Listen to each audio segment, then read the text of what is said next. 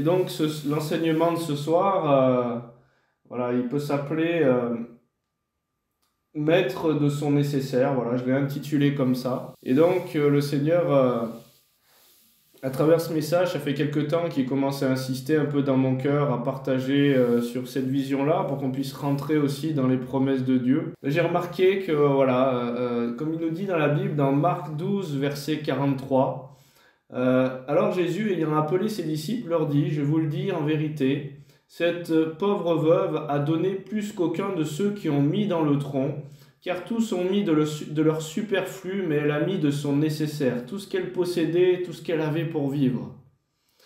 Alors aujourd'hui, moi, ce passage, je le comprends sur plusieurs dimensions, et j'ai pas l'impression qu'il parle que d'une dimension du fric, mais j'ai l'impression qu'il nous parle à nous aussi, des fois, est-ce que dans le service, est-ce que pour Dieu, est-ce qu'on met finalement de notre superflu, de ce qui ne nous coûte pas, ou est-ce que certaines fois on est capable de mettre aussi quelque chose qui nous coûte sur l'autel pour Dieu. Donc c'est important aujourd'hui de comprendre la vision de Dieu, et Dieu veut qu'on mette, Dieu félicite cette femme de ne pas avoir mis de son superflu, mais de son nécessaire. Donc le Seigneur, voilà, il nous appelle à rentrer dans des profondeurs dans la révélation. Pourquoi? Parce qu'aujourd'hui, beaucoup veulent servir Dieu.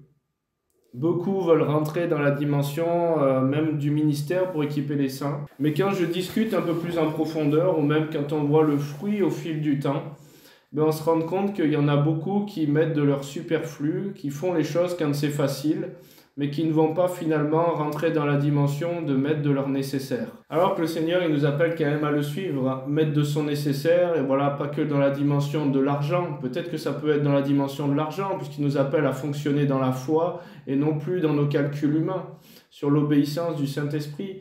Peut-être qu'il nous appelle à mettre de notre nécessaire aussi au niveau de notre famille. Et des fois, il y a certaines choses qu'on ne voudrait pas lâcher, comme peut-être nos réunions de famille le dimanche, qui sont tellement précieuses. Mais est-ce que si le Seigneur veut faire quelque chose d'autre le dimanche, est-ce qu'on est capable de lui mettre des fois de notre nécessaire et de nos relations familiales, ou de ne pas voir ou de ne pas faire certaines réunions de famille, ou de ne pas s'occuper de telle ou telle chose dans la famille pour s'occuper des affaires de Dieu?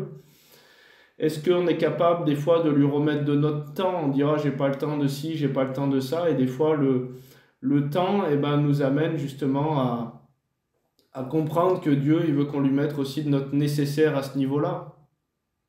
Ah, j'aurais pas mes temps de repos, j'aurais pas mes temps de sommeil, j'aurais pas mon temps à moi pour regarder mon petit film ou ma télé ou les choses comme je le veux. Est-ce que des fois lui mettre de notre nécessaire, c'est d'aller aussi des fois dans un lieu où on ne voudrait peut-être pas aller, mais pour pouvoir lui obéir et le servir? Et moi aujourd'hui, si je m'écoutais, je serais peut-être que dans des pays où tout est tranquille, tout est beau, tout est rose, et où il y a la sécurité. Mais voilà, mettre de notre nécessaire, c'est aussi peut-être des fois ne pas faire ce qui est confortable pour la chair, mais chercher la volonté de Dieu, et qui va peut-être nous pousser à lui remettre davantage encore sur l'autel. Pourquoi? Parce que le chemin de vie avec Christ, c'est des fois aussi qu'il croisse et que je diminue. Et donc des fois, par exemple, il y a des personnes qui pensent servir Dieu dans l'église, et simplement dans le monde, c'était des gens qui aimaient chanter, ils pouvaient chanter toute la journée, ou même ils avaient un groupe et ils aimaient chanter. Et quand ils arrivent dans l'église, ils chantent des chants de louange à Dieu, ils disent Jésus à la place de dire fiesta ou toutes ces choses-là. Et ils peuvent chanter pendant 3-4 heures pensant qu'ils vont rentrer dans des grandes profondeurs de révélation, mais peut-être que ces choses-là, en fait, c'est encore mettre de leur superflu, parce que ça ne leur coûte pas de chanter Dieu pendant 4-5 heures. Et peut-être que le Seigneur, il les appelle à faire autre chose, et peut-être un autre service aussi qui va leur demander quelque chose qui va leur coûter, et mettre de leur nécessaire. Donc si aujourd'hui je fais que ce que ma chair, elle aime bien faire, finalement, dans le service avec Dieu, est-ce que je fais quelque chose d'extraordinaire de plus que quelqu'un qui n'a pas le Saint-Esprit? Est-ce que je surpasse la dimension de la chair? Des fois, il y a des personnes qui me disent « Oh, moi, j'aime bien voyager et j'aimerais bien prêcher l'Évangile. » Ils ont une bonne éloquence, ça ne leur coûte pas grand-chose de parler à propos de Dieu, et ils aiment faire des voyages. Donc, ils veulent venir en mission simplement parce qu'ils aiment voyager, parce qu'ils aiment parler de Dieu. Mais derrière l'investissement de rester dans une localité, s'implanter pour un temps, pour former l'église et faire un peu ce qui coûte à la chair, des fois, ça serait être du superflu et pas mettre de son nécessaire. J'ai eu plusieurs fois des ministères, même déjà dans notre réseau, même dans des personnes avec qui je formais, des responsables aussi, des ministères que je formais. Ils me disaient, oh moi, franchement, l'église, ça me gonfle un peu, j'ai été pasteur pendant un moment, j'ai fait ci, j'ai fait ça, je me suis occupé des brebis. C'était difficile, il y en a toujours un qui est pas content, il y en a toujours un qui va te critiquer alors que tu t'investis, qui fait ci, qui fait ça. Alors moi, du coup, je fais que des conférences Zoom et je fais payer mes formations en ligne maintenant et puis voilà, je sers le Seigneur comme ça. Moi, je crois que le Seigneur, il nous appelle justement des fois à ne pas faire que ce qui est facile, à rester pépère sur le canapé pour servir le Seigneur et à faire que ce qui nous plaît, mais il nous appelle des fois à mettre de notre nécessaire. Et peut-être que le nécessaire, c'est justement, par exemple, si on est dans l'appel pastoral, il est de s'occuper des brebis. Donc, c'est une vie au quotidien avec eux et c'est de pouvoir porter les choses de Dieu et de supporter même les mauvais comportements des uns, de pouvoir endurer dans le temps, de rentrer dans la dimension de la patience. Et certaines personnes m'ont dit, oh, moi j'ai envie de devenir prophète ou même de jouer le rôle du prophète parce que prophète, ça a l'air cool. On va juste dans une assemblée de temps en temps, on balance une parole prophétique, on prend notre cachet, nos finances et puis on va dans une autre église et puis on ne s'investit pas. Mais même la notion d'un prophète, moi je ne crois pas à ce type de prophète-là qui est dans l'itinérance, à balancer des paroles comme ci, comme ça, à aller dans les assemblées. Je crois que le mandat prophétique, il est là pour équiper les saints, et donc il doit s'implanter dans une vision et développer et s'enraciner pour former l'Église à rentrer dans la dimension prophétique.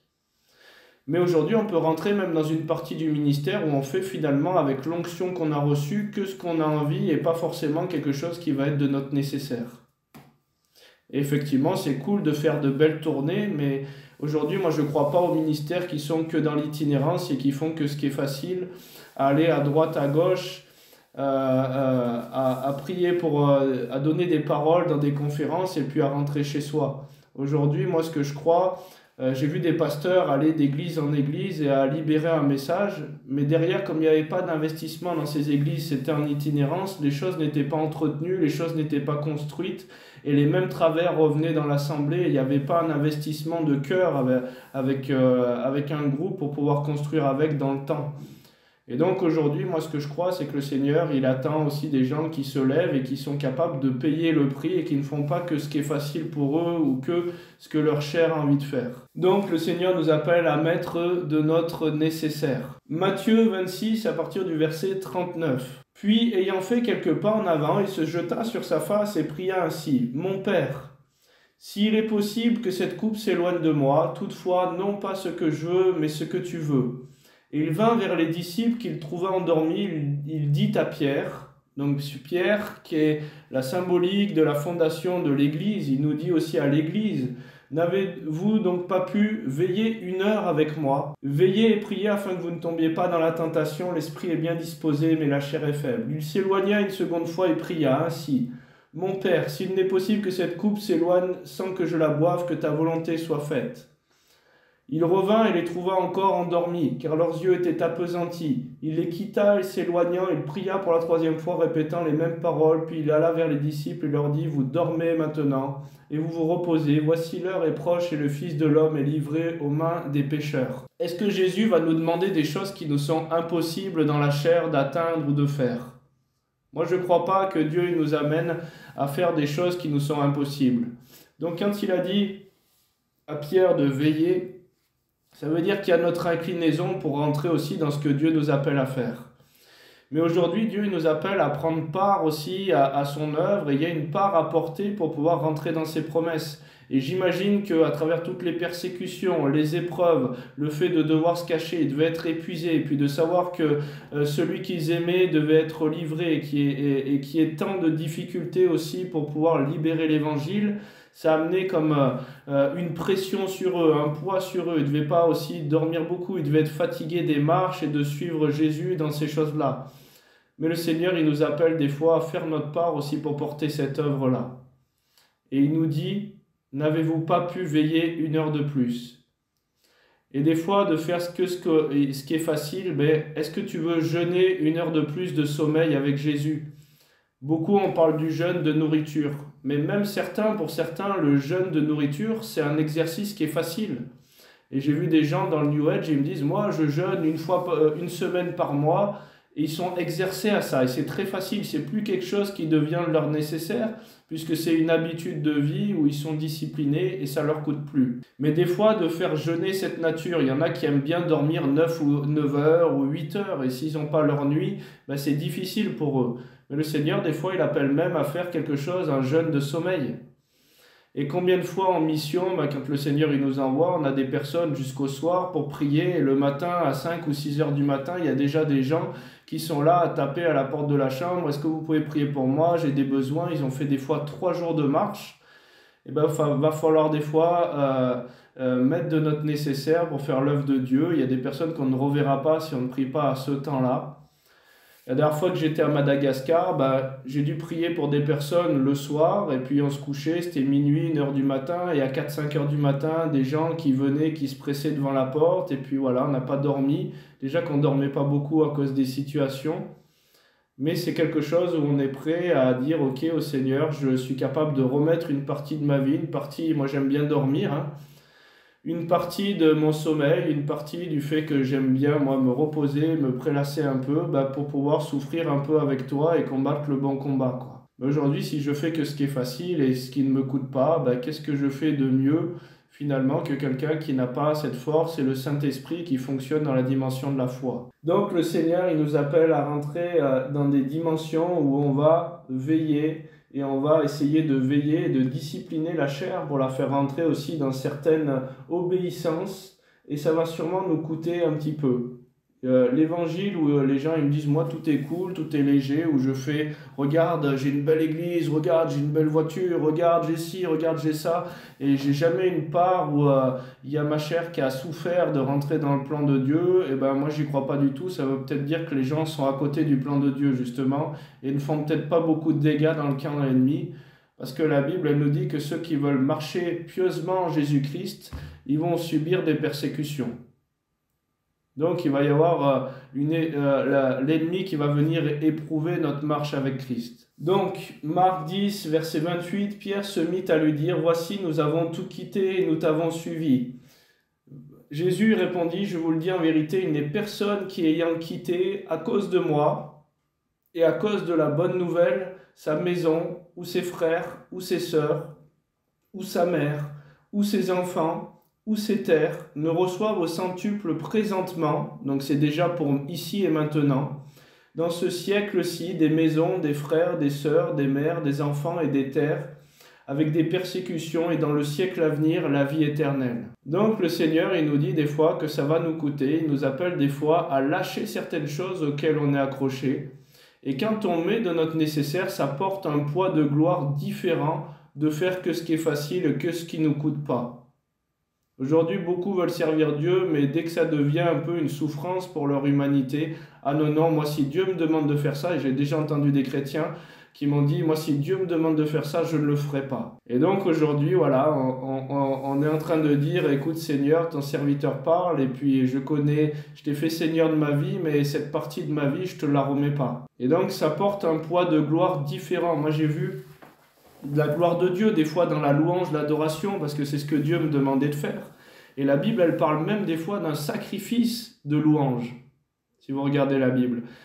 Louer Dieu quand tout est facile, quand le soleil brille, quand les enfants vont bien, sont en santé, quand tout est heureux, quand tout va bien, c'est très facile. Mais venir dans la louange quand ça commence à piquer, quand c'est difficile, et garder une perspective de victoire, et regarder au beau temps après la tempête, et se tenir dans une attitude plus que victorieuse alors que tout s'écroule autour de nous, alors qu'il y a la tempête autour de nous, ça, je vous le dis, dans le domaine spirituel, ça porte un poids de gloire beaucoup plus excellent que des personnes qui mettent de leur superflu. Et j'ai vu l'onction venir sur ma vie à des moments où je continue à tenir le bras en l'air alors que je vivais des tempêtes dans ma vie et des épreuves terribles. Mais une gloire nouvelle est venue à surabonder, et alors que j'étais faible, j'étais harassé, j'avais pas de force, et le Seigneur me dit continue à courir quand même. Et la gloire de Dieu se manifestait et des choses incroyables se sont passées. Mais aujourd'hui, je vous le dis, voilà, ça va demander de mettre de notre nécessaire. Donc aujourd'hui à Madagascar, il n'y a pas longtemps, on a fait une mission. Tout à l'heure, je vous l'avais vu, je vous ai passé un petit peu un aperçu de ce qu'on a pu vivre. Ça, c'est la partie glorieuse de l'iceberg, j'ai envie de dire, mais il y a toute une autre partie qui était un peu difficile. La plupart des missionnaires, je crois tous, hein, sont tombés malades là-bas en mission. Donc, que ce soit des gastro, des vomissements, un qui a pris des cachets pour le paludisme parce qu'il commençait à avoir tous les symptômes, à trembler dans la voiture, à avoir de la température, alors que on commençait à aller hors de la ville et qu'il n'y avait pas de soins pour lui, donc on devait vivre dans une dimension de foi. Là-bas, à Madagascar, ils empoisonnent, leur truc c'est d'empoisonner les ministères qui viennent et de se faire passer pour des personnes qui veulent servir aux tables et pour pouvoir empoisonner les ministères qui viennent dans la sorcellerie. Et donc, pendant 3 jours où j'ai pas trop dormi à cause du bruit dans les rues, à cause des personnes qui étaient saoules dans les rues, les fenêtres qui ne fermaient pas, ouvertes, je me suis retrouvé à dormir voilà, sur un lit chez des pasteurs, mais qui n'ont pas beaucoup de moyens. Donc le lit, c'était une planche en bois avec des couvertures. Donc pas trop dormi non plus. Et je sais pas ce qui s'est passé, mais toute une nuit, je me suis mis à vomir une douzaine de fois. Et voilà, j'étais vraiment pas bien. Pourtant, j'essayais de faire attention à ce que je mangeais. Je suis aguerri à Madagascar, j'y vais depuis 2014, mais voilà, encore une fois, c'était compliqué. Et donc, je me suis mis à vomir, à vomir, à vomir. Et même le matin, je me suis mis à vomir comme du sang séché. Ça avait le goût du sang quand je vomissais. Je me suis levé et j'avais la conférence pas longtemps après. J'ai dû me recoucher, j'ai pas pu déjeuner avec les pasteurs et puis tout tournait autour de moi, j'arrivais même pas à me diriger vers la porte, tout le décor était, voilà, tout m'échappait. Et j'ai demandé au Seigneur, j'ai dit qu'est-ce que tu veux que je fasse? Moi je vais annuler la réunion parce que je peux pas y aller, j'ai plus de force. Et j'entends le Seigneur qui me dit vas-y, si tu veux me suivre, vas-y. Je dis waouh, c'est quand même dur alors que je commence à mettre la chemise, je repars vomir, j'étais tout en sueur dessous, à trembler. Je m'habille tant bien que mal et je dis ok, ben, j'y vais, j'ai décidé de te suivre et de marcher sur l'eau de ta parole. Je devais faire 2 kilomètres à pied presque en costume aussi, bon peut-être pas 2 kilomètres, je sais plus, 1,5 km pour aller au lieu de la réunion, il fallait descendre des escaliers. J'étais avec mes chaussures de costume. Et en commençant à aller, à me mettre en marche pour aller dans la direction de l'assemblée, bah, le Seigneur m'a guéri en chemin et j'ai plus de diarrhée, de vomissements, de choses comme ça. Et j'ai pu faire la prédication. Mais aujourd'hui, bah, ça a mis de mon nécessaire, quoi, ça m'a coûté. Aujourd'hui, quand on est parti à l'île de la Réunion à Madagascar avec mon épouse, eh ben, on s'est retrouvés au moment de l'embarquement, les missionnaires venaient d'embarquer leurs bagages et la personne contrôle les passeports et dit à mon épouse, bah écoutez, vous ne pouvez pas embarquer. Votre passeport a moins de 6 mois avant d'expirer et pourtant on avait fait la réservation sur le site avec le passeport, on avait regardé les conditions, même sur le site, c'était pas marqué que c'était une obligation. Il y avait encore 3 mois de validité et elle n'a pas pu embarquer. Et donc ils ont annulé son billet comme ça, sans rien dire. Donc elle se retrouvait bloquée à la Réunion, les missionnaires qui partaient sans moi à Madagascar. Et donc on a dû retrouver un logement, j'ai dû décaler mon billet, mais ça a été une souffrance aussi de devoir rester à l'île de la Réunion. C'était terrible pour Fanny, dans un lieu qu'elle connaissait pas. Bien sûr qu'il y a eu des frères et des sœurs qui sont venus, qui l'ont entouré, qui l'ont aidé, mais sans voiture, sans son mari. Et moi, je ne pouvais pas laisser l'équipe missionnaire non plus, qui ne connaissait pas le terrain là-bas, partir sans moi et qui ne pouvait pas évangéliser parce qu'ils n'avaient jamais fait ces choses-là à une si grande ampleur. Et donc, tout ça pour dire que l'évangile, il a un coût et que elle a vécu des moments difficiles, que moi je suis parti, j'ai vécu des moments difficiles en laissant mon épouse, mais d'être capable de déposer ça sur l'autel pour Dieu, et ben ça nous a mis notre nécessaire, mais le Seigneur a manifesté sa grâce, il y a eu 400 conversions, il y a eu des libérations, l'onction qui s'est libérée, qui a visité des centaines de personnes, mais l'évangile, il a un coût. Et aujourd'hui, le Seigneur, il ne nous appelle pas à mettre de notre superflu si on veut vivre la dimension de l'onction, la grâce de Dieu.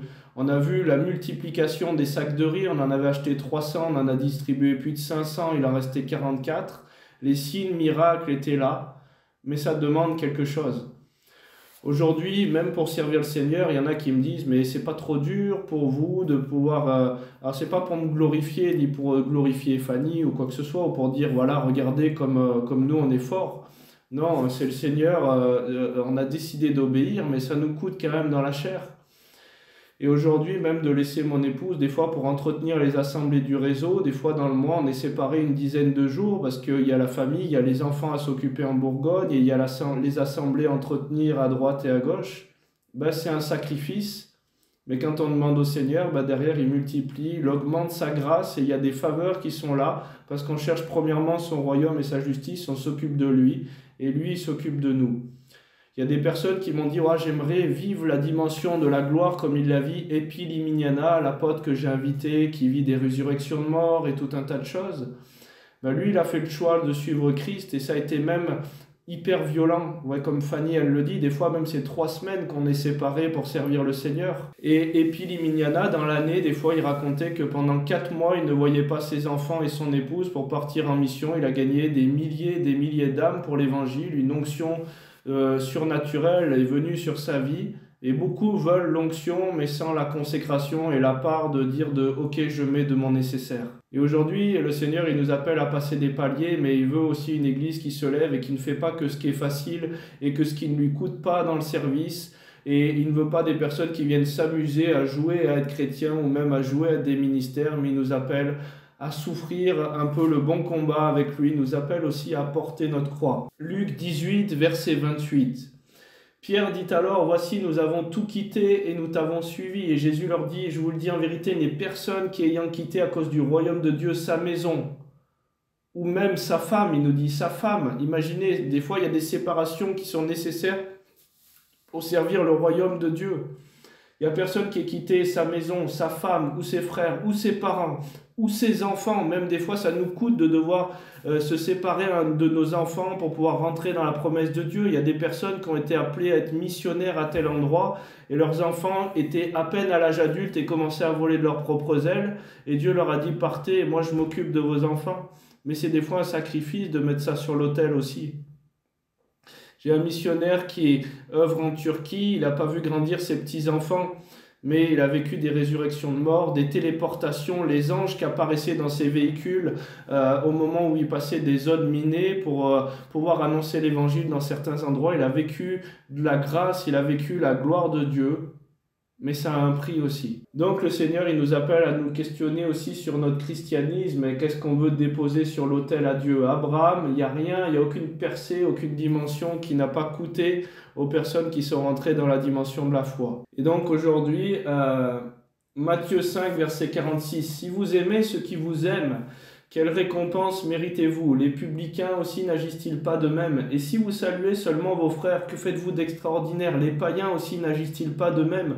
Soyez donc parfaits comme votre Père Céleste est parfait. » Il nous appelle à nous surpasser, il nous appelle à surmonter la dimension de la chair. Il dit même si votre justice ne surpasse pas celle des scribes et des pharisiens, s'il n'y a pas une dimension nouvelle où vous fonctionnez au-delà des limites humaines pour fonctionner par la foi, il nous dit si votre justice ne surpasse pas celle des scribes et des pharisiens, vous n'entrerez pas dans le royaume de Dieu.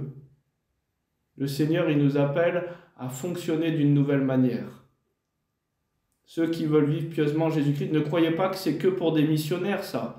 On est appelé à porter l'évangile et en portant l'évangile et par notre droiture et notre manière de faire, forcément, le Seigneur il va nous demander de mettre de notre nécessaire là où on est. Forcément, ça va nous coûter. Des fois, mettre du nécessaire pour quelqu'un, c'est simplement parler et oser parler et témoigner de lui parce que les personnes sont tellement timides. Et pour un autre qui va aimer parler, ça va rien lui coûter, ça va être de son superflu.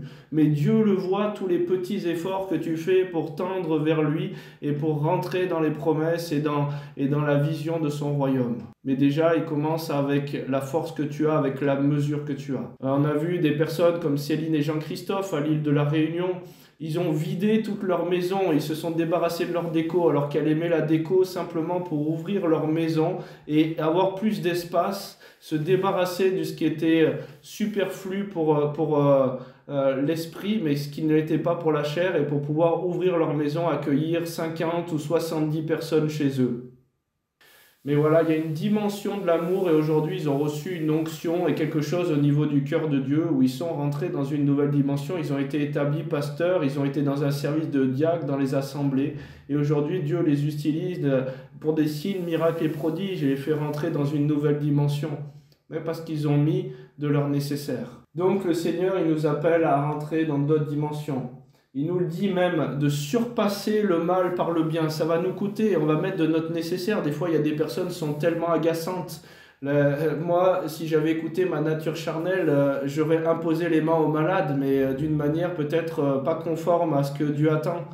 Et donc aujourd'hui, ça m'a coûté de devoir tendre l'autre joue et de devoir surpasser les blessures, surpasser les moqueries, surpasser les critiques, les jugements, les fausses rumeurs, les calomnies et tout un tas de choses. Mais Dieu nous appelle à surmonter le mal par le bien et on va mettre de notre nécessaire à surmonter ça. Forcément, ça va nous coûter. La chair ne se tient pas dans le pardon, la chair ne se tient pas dans la réconciliation, la chair ne se tient pas dans l'union, elle est division par nature puisqu'elle est le fruit de la séparation et de la chute. Donc le Seigneur, il nous appelle. Je sens une onction là qui vient sur moi, j'ai du mal, je tremble un peu même dans mes entrailles, je sens que vraiment le Seigneur il veut parler. Luc 9 verset 59, il dit à un autre, suis-moi. Il répondit, Seigneur, permets-moi d'aller d'abord ensevelir mon Père. Mais Jésus lui dit, laisse les morts ensevelir leurs morts. Et toi, va annoncer le royaume de Dieu. Un autre dit, je te suivrai Seigneur, mais permets-moi d'aller d'abord prendre congé de ceux de ma maison. Jésus lui répondit, quiconque met la main à la charrue et regarde en arrière n'est pas propre au royaume de Dieu. Il nous appelle, imaginez comme c'est violent à ne pas nous soucier des choses, des circonstances. Moi, le Seigneur m'a appelé à tout quitter à l'époque. J'ai mon ex-femme qui est morte aussi en mission alors qu'on a tout lâché pour pouvoir le servir. Je le dis parce que Fanny aussi, voilà, je veux pas blesser mon épouse, mais c'est une réalité, c'est que l'évangile, il coûte tout, c'est qu'on doit rentrer dans la dimension du royaume de Dieu et en allant là-bas, et ben alors que ça nous a tout coûté, mon ex-femme est morte, on n'a pas joué en mission, et ben une nouvelle onction est venue sur ma vie aussi de ne pas avoir regardé à nous, mais d'avoir regardé à lui. Et donc aujourd'hui, bon, il y a des choses qui sont violentes. Moi, j'ai appris l'obéissance violente et radicale à Dieu qui dépasse la folie de Dieu et des fois plus folle que notre sagesse humaine. À l'époque, mon ex-femme allait partir dans quelques jours après cet événement et un jour, il y a quelqu'un qui m'appelle dans le nord de l'île de la Réunion et qui me dit voilà, j'ai eu votre numéro, j'aimerais bien vous rencontrer. Et puis moi, je dis comme toujours, mais là c'était un petit peu pour fuir le problème, j'ai dit, bah, écoutez, je vais me mettre à l'écoute de ce que Dieu veut et puis on verra. Mais j'avais pas tellement l'intention de laisser mon ex-femme qui était dans la souffrance pour pouvoir aller m'occuper de cette personne. Ça me semblait tellement fou. Donc pour moi, c'était plus, je vais me mettre à l'écoute pour dire, ok, voilà, je vais faire ma part, mais je laisse ça de côté, quoi. Et en fait, je me suis quand même mis à l'écoute, j'ai dit, Dieu, qu'est-ce que tu veux? Et le Seigneur m'a dit, vas-y. Alors que mon ex-femme ne pouvait plus s'alimenter, ne pouvait plus aller aux toilettes toute seule, ne pouvait plus rien faire, elle pouvait partir une heure après, quoi. Et peut-être qu'elle pouvait se retrouver dans une difficulté, il n'y avait personne pour nous assister là-bas. Et donc aujourd'hui, pas aujourd'hui, et le Seigneur, j'ai demandé aussi qu'est-ce qu'elle en pensait, elle avait encore un tout petit peu de lucidité, elle m'a dit, vas-y, fais ce que Dieu te dit de faire. Et donc j'y suis allé tremblant tout le trajet pour aller voir cette femme pour faire une heure et quelques, 1h30 de route, je crois, ou 1 heure de route. Et j'ai dit, voilà, Seigneur, garde ma femme, voilà, je veux pas qu'il arrive quelque chose quand je suis pas là, je veux faire ta volonté. Et je suis arrivé vers cette personne, et heureusement que j'ai obéi au Seigneur, parce qu'en fait, cette personne, elle avait un problème qui lui paralysait tout le corps, elle avait plus que la bouche qui marchait. Elle avait mis un ultimatum à Dieu en disant que s'il existait réellement, qu'il se passe quelque chose le lendemain de sa prière, elle avait été mise en contact avec moi. Et elle n'était pas croyante vraiment en l'évangile de Dieu, elle avait des bases de foi, mais sans forcément croire en Dieu. Je lui ai expliqué l'évangile, elle a été touchée par la grâce de Dieu, visitée par le Saint-Esprit, et elle a donné sa vie à Jésus. Et elle avait mis un ultimatum à Dieu que s'il ne se passait rien, elle allait se faire euthanasier en Suisse. Et donc, elle est morte quelques temps après, mais elle a été sauvée. Et je suis retourné vers mon ex-femme et Dieu l'avait gardée, elle était toujours là. Mais ce que j'ai compris de cette histoire, c'est que mon ex-femme était sauvée et que pour une âme qui était perdue, qui n'allait pas du bon côté, Dieu était prêt à regarder dans une autre perspective que ma chair. Et si ma chair n'avait pas obéi, ben, Dieu n'aurait pas, j'aurais pas eu d'accusation, si vous voulez, mais il n'y aurait pas eu une âme qui aurait été achetée, qui aurait été rachetée de la destinée dans laquelle le diable voulait l'emmener. Et donc c'est important aujourd'hui, le Seigneur il veut nous amener dans des compréhensions que l'évangile il va nous coûter.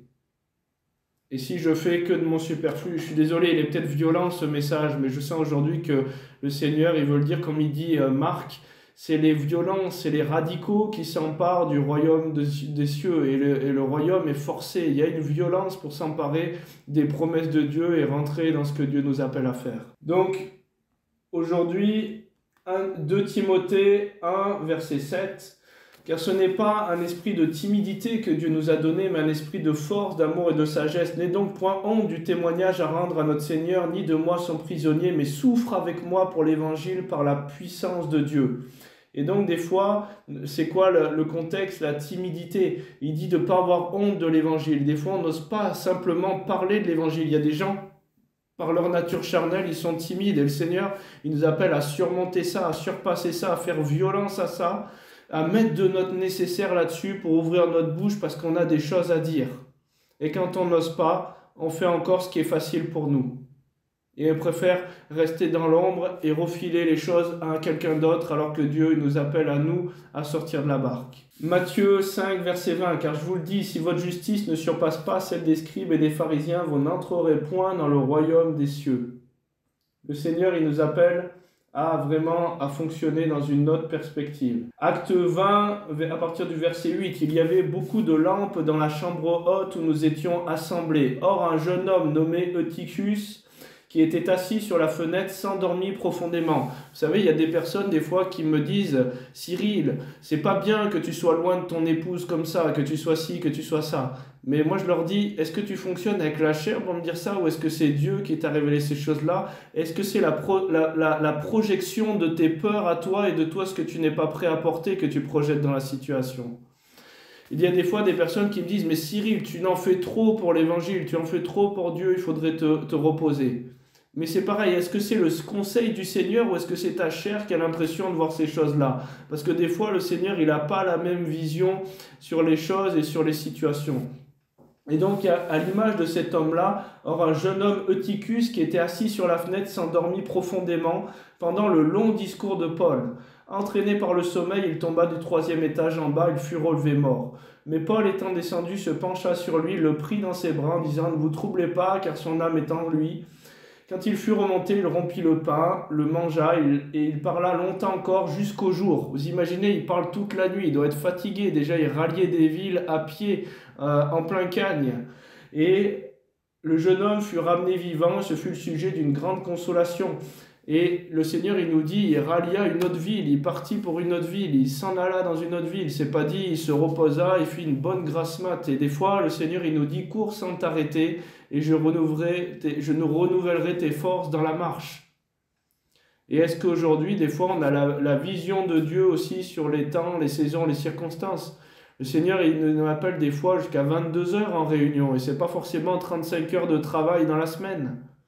C'est bien plus souvent 55 et des fois, voilà, c'est des fois des semaines qui font 14 jours ou 15 jours de suite et c'est du non-stop et il n'y a pas un jour de repos. Bien sûr que j'essaye de suivre le rythme de repos de Dieu, mais le rythme de repos de Dieu est différent en fonction de ce que les personnes portent et du service de Dieu.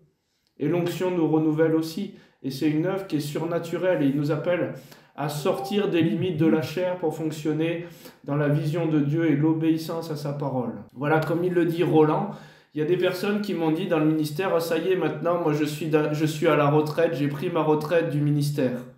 Je dis, ah bon, t'as pris ta retraite? Et du coup, oui, je vais à la pêche et tout, je m'occupe de ci, je fais ça, je vais jouer à la pétanque et tout. Je lui dis, ah bon, t'as repris ta retraite alors du ministère? Je lui dis, est-ce que tu penses que le diable, il va dire, puisqu'il a pris sa retraite, allez c'est bon, je prends ma retraite et j'arrête d'essayer de lui donner et de le persécuter. Maintenant, le diable, il s'arrête jamais. Et le repos, justement, et les persécutions dans cette vie, il a prévu qu'on prospère dans cette vie, mais comme je le disais tout à l'heure, il y aura des persécutions, mais le repos, et l'assise dans le repos éternel, là où il n'y a plus d'affliction, ben, c'est au ciel. C'est dans la dimension céleste, assis avec Christ dans l'éternité. Mais ici, je ne vois pas le Seigneur lâcher quelqu'un. Aujourd'hui, quand on regarde des hommes de Dieu comme Carlos Anacondia, qui a plus de 70 ans, et qui dit « Mais moi, je vais prêcher l'évangile coûte que coûte », alors qu'il a un cancer. Et lui, il ne regarde pas la maladie, mais il regarde à chercher premièrement le royaume de Dieu et sa justice et à gagner des âmes. Vous imaginez un peu, c'est les violents, et il a vécu des miracles incroyables. Mais il y a une violence pour ne pas faire que ce qui est facile. 1 Pierre 2, verset 20. En effet, quelle gloire y a-t-il à supporter de mauvais traitements pour avoir commis des fautes? Mais si vous supportez la souffrance lorsque vous faites ce qui est bien, c'est une grâce devant Dieu. Et le nombre de choses qu'on peut vivre, même dans la vie en Christ, en étant juste en Christ et dans le ministère, et de surmonter ces choses, et de tenir ferme, ben ça produit un fruit. Et donc, ça produit un fruit de gloire. Il dit « Heureux serez-vous lorsqu'on dira toutes sortes de mal de vous ». Donc, ça veut dire qu'on met de notre nécessaire. Personne n'aime être cassé, critiqué, humilié. Mais le Seigneur, il nous appelle à fonctionner dans la vision de Dieu. Comme il le dit Christophe aussi, Reinhard Bonnke l'a prêché jusqu'à la dernière minute. Et peu importe le cancer, il n'a pas regardé à la tempête, il a regardé à chercher le royaume de Dieu et sa justice. Et des fois, le diable, il se sert justement de venir avec ces choses-là pour pouvoir essayer de nous détourner, de faire l'œuvre de Dieu, de rentrer dans ses promesses. Et quand on regarde à la tempête et non plus à la direction de Dieu, bah, il nous a fait louper le cap, il nous a fait louper la direction dans laquelle Dieu nous emmenait. Quelque chose qui est bon à voir et qui peut booster notre foi, il y a un témoignage de quelqu'un qui s'appelle Arthur Blessitt sur Internet, où c'est un mini-film sur sa vie et ça s'appelle « Porter sa croix ». Et quand il a appris que Dieu lui disait de porter sa croix un petit peu dans toutes les nations, et au moment où il commence à se dire « je vais me mettre en marche pour rentrer là-dedans », on lui découvre un problème de santé mais très grave qui nécessite d'être hospitalisé. Et il cherche la face de Dieu. Comment ça se fait que ça m'arrive? Tu m'as donné une direction, porter ma croix, nanani, nanana. Et finalement, il n'a rien, aucune direction.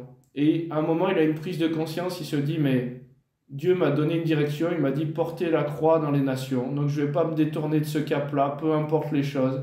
Et il est parti dans la direction de Dieu. Et ce n'est pas que Dieu ne voulait pas le guérir. Au contraire, il s'est activé dans la direction de Dieu et Dieu l'a guéri en chemin en marchant dans les promesses et la direction de Dieu. Donc c'est un témoignage qui est très encourageant, je vous invite à voir, il est sur YouTube. Arthur Blessitt, je crois que c'est Porter sa croix le titre. 2 Timothée 2 verset 3. Souffre avec moi comme un bon soldat de Jésus-Christ. Il n'est pas de soldat qui s'embarrasse des affaires de la vie s'il veut plaire à celui qui l'a enrôlé. L'athlète n'est pas couronné s'il n'a pas combattu suivant les règles. Ne croyez pas qu'il y ait de surhomme. Combien de fois j'ai tapé du poing au sol en disant « Mais pourquoi c'est moi qui dois supporter ça? Pourquoi moi tu m'envoies là? Pourquoi c'est galère comme ça? Pourquoi moi je peux pas vivre tranquillement sur le canapé et puis laisser d'autres aller? Pourquoi ?» Il y a une souffrance de porter l'évangile. Dieu voit les larmes, Dieu voit toutes ces choses-là. Mais ça porte un poids de gloire quand on dit oui de le suivre, malgré que ça nous coûte.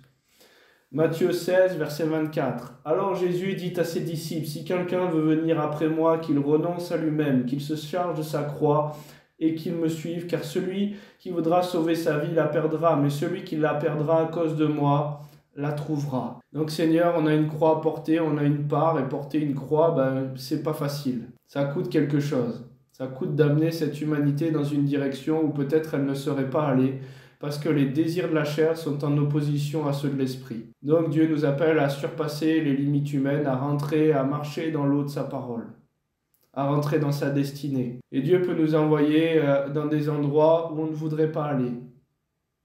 Dieu peut nous envoyer... Mes 2 parents, par exemple, ont eu le cancer et normalement, la place d'un enfant, et moi j'aime mes parents, ça aurait été auprès de mes parents. Je me suis dit, humainement, ils ont un cancer, je dois être là pour eux, je dois faire ça. Et le Seigneur m'a dit, fais mon œuvre, occupe-toi de moi et je vais m'occuper de tes parents. Ma mère a été opérée du cancer du foie et merci Seigneur, il n'y a plus de cancer du foie. Et mon père, qui a un cancer généralisé, est toujours là, mais aujourd'hui, lui qui était opposé à l'évangile, a donné sa vie à Dieu. Alors moi, je m'occupe de lui, et lui, il arrose l'autre champ de ce que je ne peux pas m'occuper, mais ça dépasse mes limites humaines, ma conception humaine. Et ne croyez pas que mes entrailles, ce n'est pas douloureux de laisser certaines choses. Ma femme a souffert de la laisser à l'île de la Réunion pendant que je parte à Madagascar. Et moi, quand j'étais à Madagascar, eh ben, ça m'a coûté. Et tous les soirs, je m'en voulais. Je cherchais un moyen qu'elle soit en sécurité là-bas. Et j'essayais d'appeler les personnes pour essayer de prendre soin aussi. Et ça va nous coûter de rentrer dans les promesses de Dieu. Mais une gloire va surabonder, une grâce va surabonder. Donc aujourd'hui, c'est un message aujourd'hui à se questionner intérieurement. Mais le Seigneur, il nous appelle hors de nos limites, hors de nos sécurités, pour entrer dans ses promesses. Et il cherche des personnes qui vont dire oui à ça pour pouvoir rentrer violemment dans la vision de Dieu. Donc intérieurement, c'est un appel. Aujourd'hui, ce n'est pas un appel à donner sa vie au Seigneur, mais le Seigneur, il nous appelle à rentrer encore plus violemment dans la vision de l'Évangile et rentrer dans la conquête pour faire des choses qui vont peut-être pas plaire à notre chair et la caresser dans le sens du poil. Mais qui dit oui aujourd'hui à porter sa croix? Qui dit oui aujourd'hui à le suivre? Peut-être qu'on vous a prêché un évangile qui était l'évangile du bisounours, qui caressait la chair dans le sens du poil, mais ce n'était pas l'évangile. L'évangile, c'est si vous m'aimez, suivez-moi et portez votre croix. Ok, en tout cas, voilà, c'est ce que j'avais à cœur de partager ce soir. Je sens que le Seigneur, voilà, son onction voulait venir dans des parties de nos vies et peut-être les entrailles de certains ont été visitées, peut-être qu'il y a des prises de conscience, peut-être qu'il y a des choses qui vont émerger. En tout cas, je pense que cet enseignement, il est fondamental. Combien de personnes, même dans le ministère, des fois, je me suis dit, mais Seigneur, mais c'est pas possible. Ils se disent ça, ministère pour équiper les saints, mais secoue-les, amène-les dans une radicalité. Ils font que ce qui ne leur coûte pas, que ce qui est facile. Même à l'époque, je me rappelle avoir établi des ministères pour équiper les saints, et vous savez, tout le monde aime voir des guérisons quand on prie. Tout le monde aime voir des délivrances. C'est cool, c'est facile. En tout cas, voilà, quand on commence à rentrer dans la dimension du discernement, il y en a qui aiment prêcher l'évangile et avoir une notoriété dans le ministère. Il y a une partie qui plaît. Mais quand les personnes que j'avais établies dans le ministère, ils avaient des gens à reprendre dans les assemblées, et que là, c'était la partie un peu plus difficile. On n'aime pas se confronter à d'autres personnes et reprendre. Ils venaient me voir et me disent, Cyril, on a des difficultés avec telle personne, il faudrait que tu la vois et que tu mettes le cadre ou que tu reprennes. Eh bien, je suis désolé, non, c'est ta part à toi et tu vas pas faire que ce qui est cool aussi dans le ministère, et tu vas rentrer déjà dans le fait de te confronter à l'autre et peut-être te confronter à sa réaction et à quelque chose en toi qui ne voudrait peut-être pas blesser l'autre, mais si c'est juste en Christ, il va falloir que tu mettes aussi les choses sur le tapis. Donc Seigneur, voilà, amène-nous dans une radicalité, amène-nous dans la violence, amène-nous à être bouillants et embrasés pour rentrer dans ta vision à toi et non plus la nôtre. Au nom de Jésus, produis-le. Et Seigneur, la vision que tu m'as donnée, la passion que tu m'as donnée pour pouvoir rentrer dans tes promesses, produis-la en eux aussi, Seigneur. Puisque la Bible elle dit ce que j'ai, je te le donne, Seigneur, que tu puisses aussi leur communiquer cette radicalité. Pas pour faire n'importe quoi, on est bien d'accord, faut pas être barré pour être barré, mais une radicalité pour obéir à la direction que Dieu nous donne. Si Dieu vous dit pas de marcher sur l'eau, n'allez pas essayer de violenter et d'aller marcher sur l'eau. Il y a des endroits, il y a des requins, vous allez vous faire manger, ou il y a des endroits où vous allez couler, il y a trop de courant. Donc marchez sur l'eau de sa parole, on est bien d'accord, mais soyez violents pour entrer dans sa direction et dans ses promesses. Ok, en tout cas, voilà, je vous embrasse à tous. Voilà, si ce message a produit quelque chose en vous, n'hésitez pas à me faire un retour, des témoignages, si vous avez des prises de conscience, voilà, et même à partager sur YouTube, à partager aussi cet enseignement ou à mettre un j'aime ou sur la chaîne YouTube Cyril C pour faire monter la visibilité des vidéos, à la partager parce que je pense que beaucoup ont besoin d'être un petit peu réveillés.